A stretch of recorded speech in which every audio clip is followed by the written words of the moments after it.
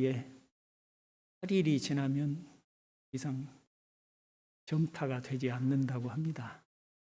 저는 10일이 되었고, 근데 제가 목이 좀 상해서 소리가 좋지 않아서 마스크를 써도 괜찮으시겠죠?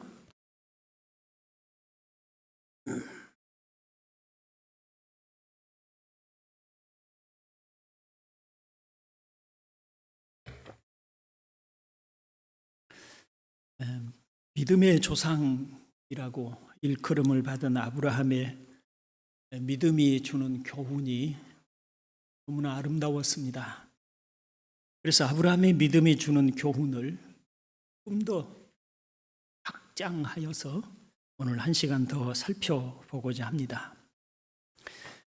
지난번에 아브라함의 삶의 특징 중에 하나는 하나님을 믿었다는 점이라고 하였고, 그 믿음은 여러 가지 내용을 내포하고 있지만 그 중에 하나님의 구원의 약속에 대한 믿음이었다라는 점을 말씀을 드렸습니다.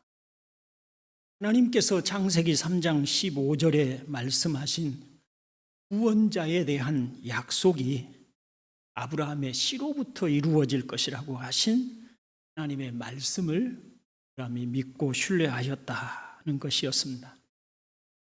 그런가 하면 아브라함은 단지 믿는다고 말만 그렇게 고백을 했던 것이 아니라 하나님을 신뢰함으로 하나님의 뜻에 순종하였다고 합니다. 본문 8절에 믿음으로 아브라함은 부르심을 받았을 때에 순종하여 장래의 유업으로 받을 땅에 나아갈새 갈 바를 알지 못하고 나아갔으며 라고 말씀을 하고 있습니다. 어디로 가야 할지 알지 못하는 상태였지만은 하나님의 말씀에 순종해서 나아갔다고 합니다. 그것이 하나님께 대한 믿음의 결과인 것입니다. 이를 통해서 우리가 알 수 있는 것은 믿음이란 공허한 이론이나 말잔치가 아니라 인격적인 신뢰에서 나온 진실하고 실제적인 것임을 알 수가 있습니다. 그래서 지난번에 기계적인 신앙주의를 경계해야 된다라고 하는 점을 말씀을 드렸습니다. 믿는다고 생각하지만 믿는다면 뒤따라야 되는 순종이 없는 단순한 지식에 대한 동의를 신앙으로 생각하는 것에 대해서 주의해야 한다는 것이었습니다. 그런 의미에서 하나님을 안다는 것에 대해서 조금 더 살펴보겠습니다. 우리는 믿음이 주는 가장 큰 축복이 뭐냐고 하면 하나님에 대한 참된 지식이 믿음이 주는 가장 큰 축복이라고 말할 수가 있습니다. 교회를 다니면 하나님에 대한 많은 지식들을 들을 수 있습니다. 그러나 그와 같은 지식과 하나님을 실제로 아는 것에는 차이가 있다는 것을 알아야 합니다. 예를 들면 창세기 18장에 소돔에 대한 대화를 하면서 아브라함이 하나님께 이런 말씀을 드립니다. 세상을 심판하시는 이가 공의를 행할 것이 아니니까 라고 하는 말입니다. 여기 보면 아브라함은 하나님을 어떻게 말을 하고 있습니까? 하나님은 공의를 행하시는 분이시다 라고 그렇게 알고 있습니다.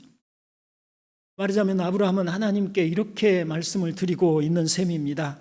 하나님께서 무엇을 하시든지 간에 저는 하나님이 결코 어떤 잘못도 하지 않으실 것을 믿습니다. 왜냐하면 하나님은 의로우시고 거룩하시고 공의로우신 분이시기 때문입니다. 이런 말입니다. 그렇습니다. 아브라함은 하나님의 부름을 받고 하나님과 교통하여 하나님의 인도를 따라서 살아오면서 하나님이 어떤 분이신가를 이해하고 알게 된 것입니다. 그가 아는 하나님은 진실하시고 의로우셔서 함부로 심판하시거나 행동하지 않으시는 분이셨습니다. 하나님의 성품을 알게 된 것입니다. 하나님 그분을 이해하게 된 것입니다. 그것이 하나님에 대한 지식인 것입니다. 사도 바울이 아브라함의 믿음을 어떻게 말하고 있는지 로마서 4장을 통해서 볼 수가 있습니다. 로마서 4장 19절로 22절 함께 읽어봅니다. 그가 100세나 되어 자기 몸이 죽은 것 같고 사라의 태가 죽은 것 같음을 알고도 믿음이 약하여지지 아니하고 믿음이 없어 하나님의 약속을 의심하지 않고 믿음으로 견고하여져서 하나님께 영광을 돌리며 약속하신 그것을 또한 능히 이루실 줄을 확신하였으니 그러므로 그것이 그에게 의로 여겨졌느니라. 아멘. 나이가 100세가 되었습니다. 인력으로는 아들을 낳을 수가 없었지만 아브라함은 하나님이 한 번 하신 약속은 반드시 지키시는 분이심을 신뢰하였기 때문에 그의 믿음이 약해지지 않았다라고 합니다. 모든 상황과 환경은 불가능을 얘기를 합니다.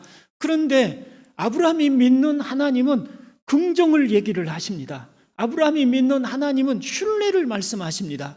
그래서 아브라함은 그 하나님을 모든 불가능하다고 말하는 상황이 아니라 하나님을 신뢰하여 믿음이 약해지지 않았다는 것입니다.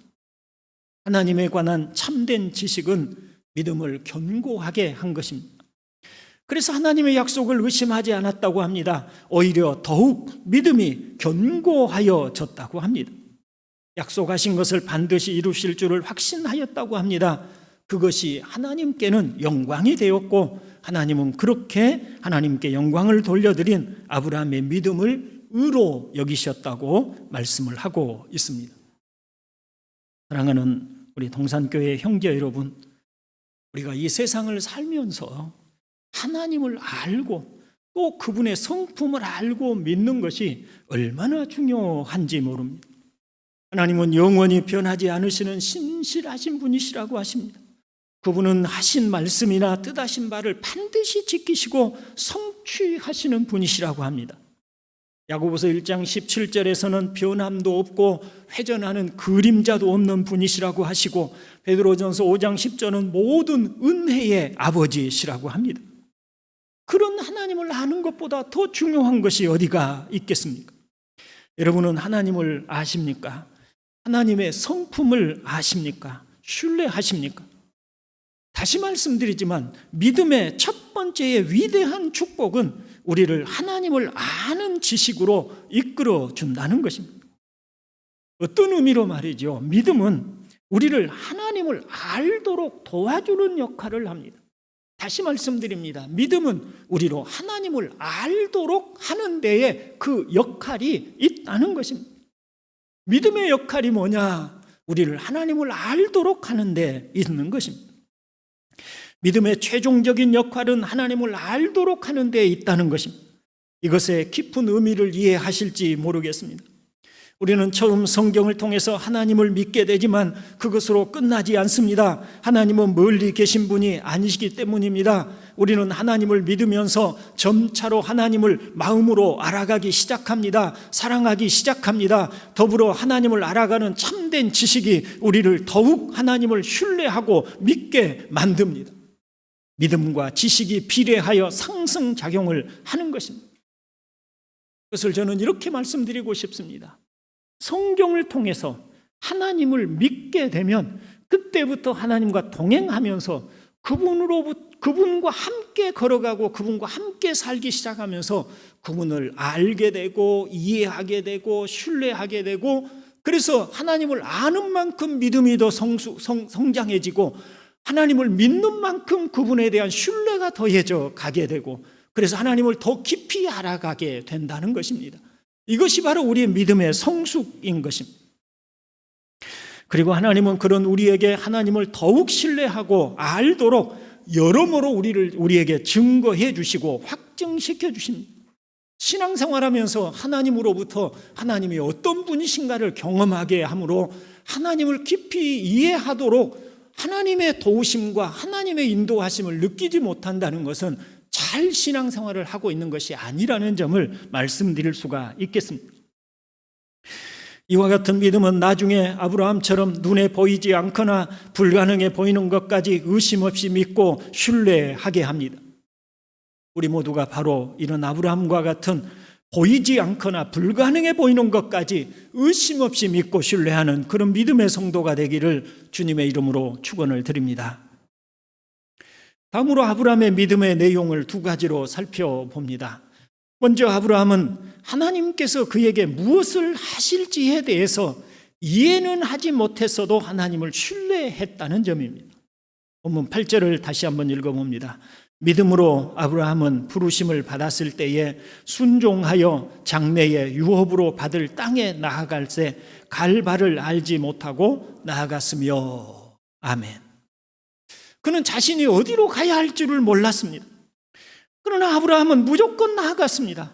어떻게 그럴 수가 있었을까요? 아브라함은 자신이 어디로 가게 될지 몰랐지만 자신과 함께 가시는 분이 누구신가를 알았기 때문입니다. 아브라함의 가는 길은 불확실했습니다. 어두운 길이었습니다. 도무지 어디로 가야 할지 알 수가 없었습니다. 거기에는 어떤 사람들이 살고 있는지, 그들은 어떤 사람들인지, 자신은 그곳에 가서 무엇을 하며 살아야 할지 하나도 정해진 것이 없고 알지도 못했습니다.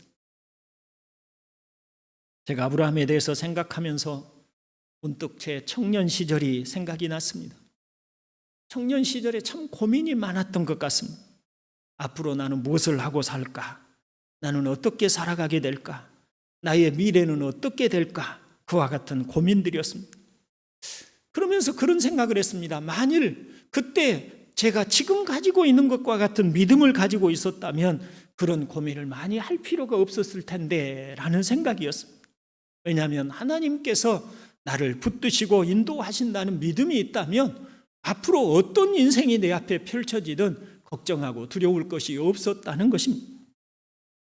그렇습니다, 여러분. 아브라함은 자신과 함께 가시는 분, 자신을 인도하여 가시는 분을 충분히 신뢰하고 믿었습니다. 그분과 함께라면 그곳이 어디든지 상관없었습니다. 그분과 함께라면 어떤 일이 일어나도 안심할 수 있었습니다. 왜냐하면 아브라함은 하나님을 그만큼 신뢰하였기 때문입니다.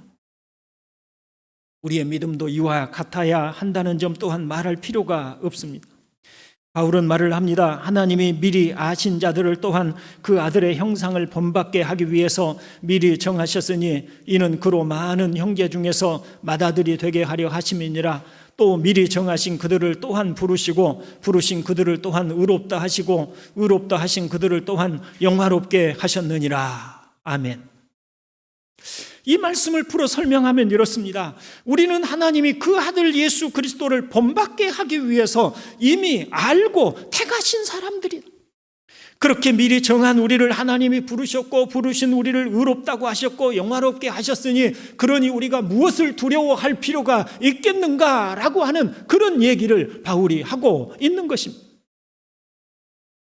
늘상 말씀드리지만 아무나 예수를 믿는 것이 아닙니다. 또 예수님께서는 모든 사람을 위해서 십자가에 죽으신 것이 아닙니다. 오직 하나님이 미리 아시고 택하셔서 예수님으로 구원하게 하신 사람들만을 위해서 죽으셨고 그들만이 예수님에게 와서 믿고 구원을 받는 것입니다. 이렇게 사랑하신 자녀들은 이제 하나님을 신뢰하고 믿어도 되는 것입니다. 로마서 8장 31절로 32절을 읽어봅니다. 그런즉 이 일에 대하여 우리가 무슨 말하리요? 만일 하나님이 우리를 위하시면 누가 우리를 대적하리요? 자기 아들을 아끼지 아니하시고 우리 모든 사람을 위하여 내주시니가 어찌 그 아들과 함께 모든 것을 우리에게 주시지 아니하겠느냐? 아멘. 여러분, 이 말씀이 무슨 의미입니까? 만일 하나님이 우리를 위하시면 누가 우리를 대적할 수 있겠냐? 자기 아들을 아끼지 아니하시고 우리 모든 사람을 위해서 내주시니가 어찌 그 아들과 함께 우리에게 모든 것을 주시지 않겠느냐? 이보다 더 확실한 약속이 어디가 있습니까? 이보다 더 분명한 약속이 어디가 있습니까? 이보다 더 믿을 만한 말씀이 어디가 있습니까? 이보다 더 신뢰할 만한 말씀이 어디가 있습니까? 하나님은 이렇게 하나님의 택하시고 부르시고 구원하신 자녀들에 대해서 확실하고 분명한 약속을 하여 주시고 계시는 것입니다. 이것을 우리가 믿는다면 우리의 삶에 대해서 무엇을 불안해하고 두려워할 일이 어디가 있겠습니까? 내일 무엇을 먹을까, 무엇을 입을까를 왜 두려워하겠습니까? 내일 우리에게 어떤 일이 일어날 것인가를 왜 무서워하겠습니까? 아닙니다. 무서워할 이유가 없는 것입니다. 하나님께서 우리를 위하시는데 말입니다. 더하여 이렇게 사랑하신 자녀들은 장래의 일에 대하여 염려할 필요가 없다고도 하십니다. 하나님을 사랑하는 자, 곧 그의 뜻대로 부르심을 입은 자들에게는 모든 것이 합력하여 선을 이루느니라 말씀을 하신 것입니다. 우리가 현재의 일이나 장래의 일을 염려하지 않아도 되는 것은 아브라함처럼 하나님을 믿기 때문입니다. 여러분 한번 생각해 보십시오. 아브라함은 하나님을 전적으로 신뢰하였고 믿었습니다. 그래서 그가 어디로 가야 할지, 그가 가고자 하는 그 땅, 하나님이 가라고 하신 그 땅에 어떤 사람들이 사는지, 그 앞에 어떤 인생이 펼쳐질지 알지도 못하고 하나님을 신뢰해서 그저 갔습니다. 그런데 아브라함이 실패했습니까? 아브라함이 잘못되었습니까? 아브라함이 큰 절망에 처했습니까? 아닙니다. 여러 가지 어려움이 있었지만 하나님은 그를 끝내 인도하셨고 그를 평안의 항구에 도달하게 하신 줄로 믿습니다. 그런 하나님이 오늘 우리에게 대해서도 아브라함에게와 같은 똑같은 약속을 주시고 그런 하나님이 우리와 똑같은 하나님이 되어주신다면 우리에게 염려하거나 두려워할 일이 없다는 말씀인 것입니다. 그렇습니다. 우리도 암울하게 보이는 현실, 염려와 걱정을 하지 않을 수 없는 상황, 도무지 알 수 없는 미래가 밤잠을 자지 못하게 할지라도 애써 염려와 걱정을 내려놓는 것은 우리를 사랑하시는 하나님에 대한 신뢰 때문입니다. 그분이 인도하시고 그분이 함께 하시는데 무슨 걱정이 되겠습니까? 아브라함의 믿음의 내용 두 번째는 하나님의 약속이 즉시 이루어지지 않았어도 하나님을 신뢰하였다는 것입니다. 우리 본문 9절로 10절을 읽어봅니다. 믿음으로 그가 이방의 땅에 있는 것 같이 약속의 땅에 거류하여 동일한 약속을 유업으로 함께 받은 이삭 및 야곱과 더불어 장막에 거하였으니 이는 그가 하나님이 계획하시고 지으실 터가 있는 성을 바랐음이라. 아멘. 왜 성경은 아브라함이 약속의 땅에 거류하였다고 말을 하고 있는 걸까요? 거류하다라고 하는 단어는 나그네로 거주하다, 나그네로 살다라고 하는 뜻입니다. 말하자면 거류자는 한 곳에 정착하는 사람이 아닙니다. 잠시 임시로 살아가는 사람입니다. 하나님이 가라고 하신 땅 가나안은 아브라함에게 단지 거류지에 불과하였습니다. 아브라함과 더불어 약속을 받았던 이삭과 야곱도 마찬가지라고 말씀을 하고 있습니다. 이 말씀의 중요한 의미를 알려면 사도행전에 나오는 스데반의 설교를 보아야 합니다. 사도행전 7장 1절로 5절을 같이 한번 읽어볼까요? 대제사장이 이르되 이것이 사실이냐? 스데반이 이르되 여러분 부형들이여 들으소서. 우리 조상 아브라함이 하란에 있기 전 메소포타미아에 있을 때에 영광의 하나님이 그에게 보여 이르시되 내 고향과 친척을 떠나 내가 내게 보일 땅으로 가라 하시니 아브라함이 갈대아 사람의 땅을 떠나 하란에 거하다가 그의 아버지가 죽음에 하나님이 그를 거기서 너희 지금 사는 이 땅으로 옮기셨느니라. 그러나 여기서 발붙일 만한 땅도 유업으로 주지 아니하시고 다만 이 땅을 아직 자식도 없는 그와 그의 후손에게 소유로 주신다고 약속하셨으며. 아멘. 스데반은 이런 얘기를 하고 있는 겁니다. 하나님이 아브라함에게 너희가 지금 발붙이고 살고 있는 이 땅을 주신다고 가라고 하셨는데, 그런데 그 땅에서 하나님은 아브라함에게 발붙이고 살 땅도 주지 않았다. 단지 그의 후손들에게 이 땅을 주신다고 약속만 주셨다라고 말을 합니다. 그런데 창세기 17장 8절을 보면 내가 너와 내 후손에게 내가 거류하는 이 땅 곧 가나안 온 땅을 주어 영원한 기업이 되게 하고 나는 그들의 하나님이 되리라고 말씀을 합니다. 하나님께서 가나안 온 땅을 영원한 기업이 되게 하겠다라고 약속하신 것입니다. 그런데 사도행전 7장 5절에는 아직 자식도 없는 그와 그의 후손에게 약속하셨으며 라고 말씀을 하고 있지요. 무슨 말씀을 하고 있냐면 아브라함의 믿음은 그가 자신의 생애에 실제로 이루어지지 않았음에도 믿었다는 것입니다. 그 실제로 이루어지지 않는 사실을 하나님의 약속만 믿었다는 점에 대해서, 그 약속을 실제로 이루어질 것으로 믿었다는 점에서 아브라함의 특별한 점이 있는 것입니다. 그는 자신이 발딛고 살고 있는 땅을 하나도 소유하지 못했습니다. 단지 약속만을 받았습니다. 그럼에도 그는 하나님의 약속이 이루어질 것을 믿었다는 것입니다. 그것은 그만큼 그가 하나님을 신뢰하고 있었기 때문입니다. 우리는 살면서 가끔 그런 얘기를 합니다. 하나님 안 주셨잖아요. 내가 그렇게 원하던 거, 내가 그렇게 바라던 거, 내가 그렇게 원해서 하나님 앞에 그렇게 오랫도록 기도했던 것 안 주셨잖아요 라고 말을 하기도 합니다. 그런데 아브라함은 그렇게 이해하지 않았습니다. 아브라함은 하나님을 신뢰하였습니다.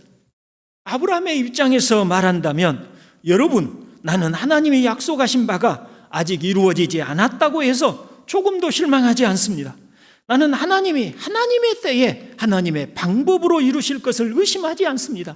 그러니 아직 이루어지지 않았다고 해서 나는 조금도 실망할 필요가 없다고 생각합니다. 이렇게 얘기를 하고 있는 겁니다.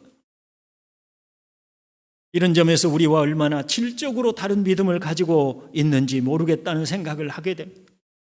우리는 내가 원하는 지금 당장 하나님이 뭔가 보여주시고 응답해 주시고 내 손에 쥐어 주셔야 믿겠다고 할지 모릅니다. 그러나 그것은 믿음이 아닙니다. 눈으로 보고 확인하는 것이 무슨 믿음입니까? 말하자면 우리는 믿음이 없으므로 안달을 하고 심란해하고 실망하고 흔들립니다. 어쩌면 그것은 참된 믿음이 아니라 우상 숭배자들처럼 자신의 이익이나 목적만을 찾고 구하는 것인지 모릅니다. 한번 생각해 보십시오. 여러분은 하나님의 손길을 느끼고 깨달음으로 하나님께 대한 신뢰와 믿음이 더 견고해지고 하나님을 더욱 사랑하게 되셨습니까? 아니면 기도 응답을 받을 때는 좋았는데 지금도 여전히 또 응답받기 이전과 조금도 다를 바가 없는 상태입니까? 이 부분에 대해서 제가 조금 더 말씀을 드리겠습니다. 저를 한번 보십시오. 우리가 예수 믿으면서 하나님께 여러 가지 경험들과 체험들을 다 하셨을 겁니다. 그런 체험도 믿음도 없이, 경험도 없이 여지껏 신앙생활을 해온다는 것은 불가능한 일입니다. 하나님은 살아계신 분이셔서 그분을 믿는 자들에게 말씀으로도 또 기도 응답으로도 여러모로 하나님을 우리에게 경험케 해 주셨습니다. 다 그러셨지요? 자, 그런데 그런 경험들이 우리로 하나님을 더 느끼고, 그래서 그분을 더 신뢰하고, 그래서 그분을 더 사랑하게 되고, 그것이 우리의 인생에서 하나님에 대한 믿음이 돈독해져서 앞으로 다가오는 모든 일에 대해서 아브라함처럼 믿고 신뢰하기 때문에 두려워하지 않고 하나님과 함께 사는 일을 기뻐하는 대로 나아갔다면 그 경험들은 아주 잘하신 것입니다. 훌륭한 것입니다. 그게 당연한 것이고 마땅한 것입니다. 그런데 기도 응답 받을 때는 좋았습니다. 기도 응답 받을 때는 하나님이 나를 사랑하신다고 생각했습니다. 그런데 얼마쯤 시간이 지난 후에는 여전히 기도 응답 받기 이전과 조금도 다를 바가 없다면 그것은 우리의 믿음의 방향이 잘못된 것입니다. 우리는 하나님을 바라고 있었던 것이 아니고, 하나님 그분과의 관계 속에서 그분을 바랐던 것이 아니고, 내가 원하는 어떤 것만을 얻고자 했던 것이죠. 그래서 그것만 얻었으니까 하나님에 대한 관심이 없는 것입니다.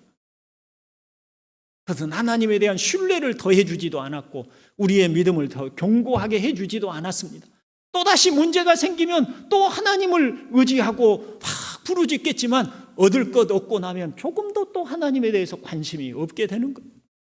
이건 믿음이라고 말할 수가 없는 것입니다. 그것은 신뢰가 아닌 것입니다. 하나님을 안다고 말할 수 없는 것입니다. 그것은 세상에 믿지 않는 사람들도 동일한 경험들도 하고 믿지 않는 사람들도 가지고 있는 동일한 그런 삶의 방식인 것입니다. 우리는 그런 하나님을 믿고자 나온 사람들이 아닌 줄로 믿습니다. 우리는 우리의 믿음은 하나님을 알고 신뢰하고, 그래서 하나님은 내가 서로 내 앞에 칼이 내 목에 들어와서 내가 죽을지라도 내가 얼마든지 믿고 의뢰하고 그래서 그분을 위해서는 죽어도 괜찮겠구나라고 생각할 수 있는 바로 그런 자리에까지 우리를 인도하는 것이 믿음인 줄로 믿으시기를 바랍니다. 그것이 바로 아브라함의 믿음이었습니다. 이제 말씀을 정리하고 마칩니다. 형제 여러분, 여러분은 확신의 축복을 즐거워하고 있습니까? 여러분은 그분을 알고 있다고 말할 수 있습니까? 여러분은 어둠 속에서도 그분을 신뢰하십니까? 여러분은 아브라함처럼 소망이 보이지 않음에도 소망하고 있습니까? 여러분은 항상 그분을 믿습니까? 아니면 종종 그분에게 투덜대거나 불평하십니까? 여러분은 하나님께서 하신 약속은 어디 있습니까? 왜 약속을 이루어주지 않으십니까? 라고 말을 하고 있습니까? 여러분은 유감스러운 마음과 하나님은 진실하지 않으시고 가혹하시다는 느낌을 갖고 하나님께 나아가신 적은 없습니까? 물론 우리가 그럴지라도 하나님은 자비를 내리시는 분이심에는 분명합니다. 그러나 아브라함처럼 믿음으로 말미암아 하나님을 더욱 알고 신뢰하는 자녀가 되기를 주의 이름으로 축원을 드립니다.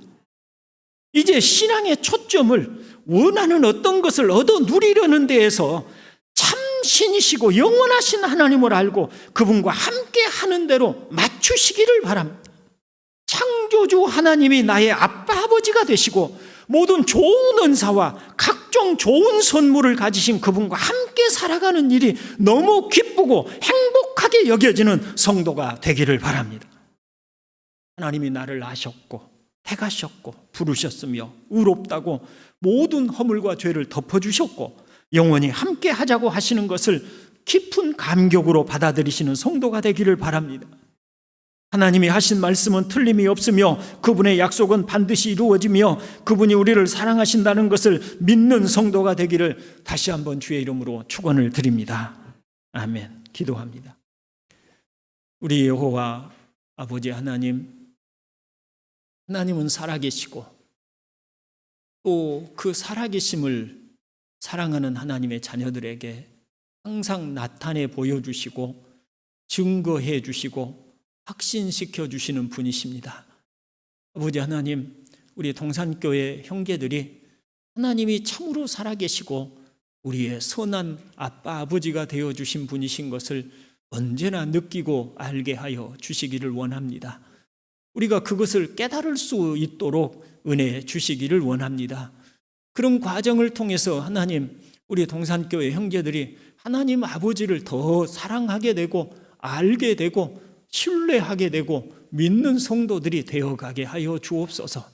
그래서 우리의 인생을 온전히 의탁하고 아브라함이 갈 바를 알지를 못했지만 그럼에도 하나님께 자기의 모든 것을 의뢰하고 하나님과 함께 떠날 수 있었던 것처럼 우리들에게도 그처럼 하나님을 의지하고 믿는 믿음이 되어지기를 원합니다. 아버지 하나님, 우리 동산교회 형제들에게 그와 같은 은혜를 오늘 이 아침에도 내려주시기를 원합니다. 구주 예수님의 이름으로 기도드리옵나이다. 아멘.